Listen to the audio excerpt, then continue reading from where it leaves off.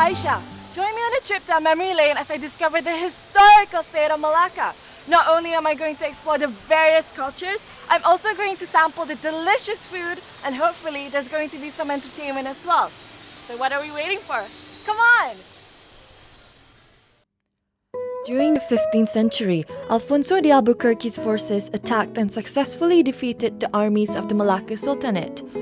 Moving quickly to consolidate his gains, Albuquerque had the fortress built around a natural hill near the sea. Moving on from Porta de Santiago, we are now at the St. Paul Church, which is located at the summit of the hill and is easily accessible by a 5 to 10 minute walk up the stairway.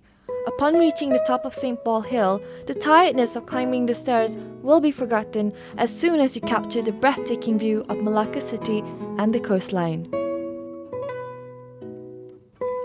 Built by Duarte Coelho, a Portuguese captain in 1521 AD, the church was formerly a chapel for the Portuguese and was named Nossa Senhora, which means Our Lady of the Hill. Although these valuable ruins have been standing on top of the summit of St. Paul Hill in Malacca for centuries, the strong and thick bricks still remind one of the magnificent architecture of the chapel. The Dutch Square is apparent testimony of the Dutch masonry and architectural skills. Within the surrounding area is Queen Victoria's Fountain that was erected in 1901 to honor the Queen's Diamond Jubilee.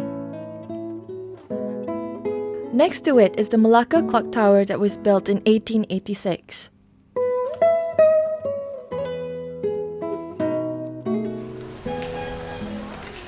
We're here at the Dutch Square, which still retains some of the biggest aspects of Malacca's history. Here you can find the Christ Church, the Clock Tower, the Queen Victoria Fountain, and behind me is the Stadthuys building, which houses the History, Ethnography, and Literature Museum. So let's go check it out. Malacca's Dutch legacy is very much alive in a distinctive red building called the Stadthuys, the administrative center of successive governments, but which is now a history museum. This massive red building was built between 1641 and 1660 on the ruins of a Portuguese fort and is believed to be the oldest Dutch building in the East. Today, the Dutch legacy is very much alive. In 1982, the Stadthuys was converted into a history museum. Exhibits trace Malacca's history, Dutch and British invasions to the present day.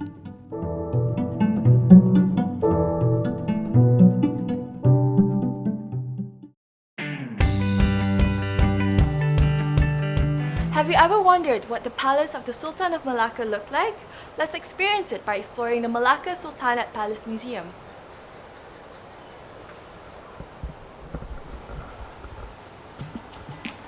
The Malacca Sultanate Palace Museum houses about 1,350 items in the form of artifacts, photographs and drawings which represent the history and cultural heritage of the Malay Sultanate of Malacca and the various communities which came to settle in Malacca during that period.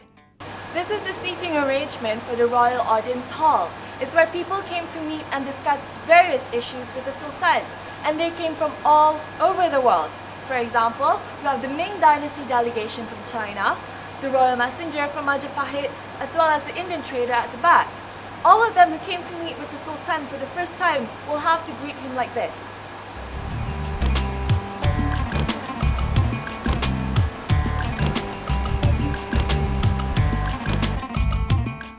The three-story building is divided into 8 chambers and 3 galleries, including chambers of the royal band, weaponry, decorative arts, emissaries and gifts, a recreation hall, an audience hall, and an Islamic hall. I'm at the end of my journey, and to cap it all off, I'm at Villa Sentosa in Morten village, a house that has been passed on through 9 generations. Villa Sentosa is a little-known tourist attraction in the Malacca town. This is actually a small house which exhibits the typical lifestyle of a Malaysian family. Hence, it is also known as the Malay Living Museum. The stylish house was built in the early 20th century. The owners of the house have converted several parts of the house into a museum. This one-of-a-kind museum is situated at Kampung Morten.